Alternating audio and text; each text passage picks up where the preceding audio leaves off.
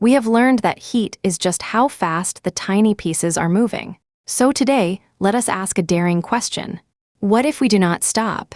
What if we keep on heating and never let up? Let us find out.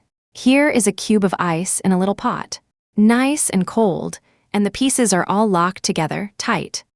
Now we turn on the heat, and the pieces begin to speed up. They jiggle harder and harder, until they simply cannot hold on to each other any longer. Their grip loosens, and they slump down into a sliding, sloshing pile. The ice has melted into water. But look closely. Not one piece disappeared. They only stopped holding on so tightly. That is all melting is. And still we keep the heat on. The pieces go faster and wilder, bumping and shoving, until, at the surface, some of them are moving so fast that they fling themselves right off and go flying up into the air. That is boiling. The bubbling, the steam rising from a hot pot, it is simply the fastest pieces escaping into the sky. So we leave the pot on the heat, and more pieces fly away, until at last, the pot is completely empty and dry. The water is gone. And here is where almost everyone gets fooled. It truly looks as if we destroyed the water, as if it simply stopped existing. So did we.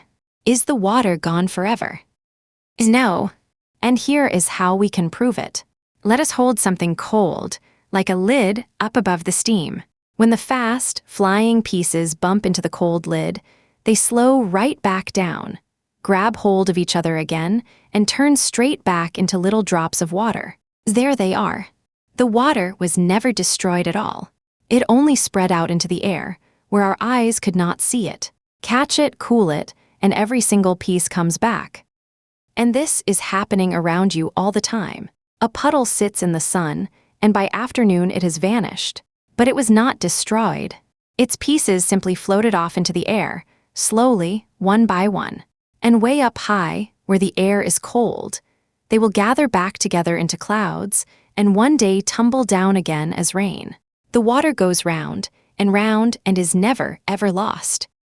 So here is the big, beautiful idea. Melting and boiling do not create anything, and they do not destroy anything. They only change how the pieces are holding on. And you can always go back the other way. Solid to liquid to gas and back again as many times as you like.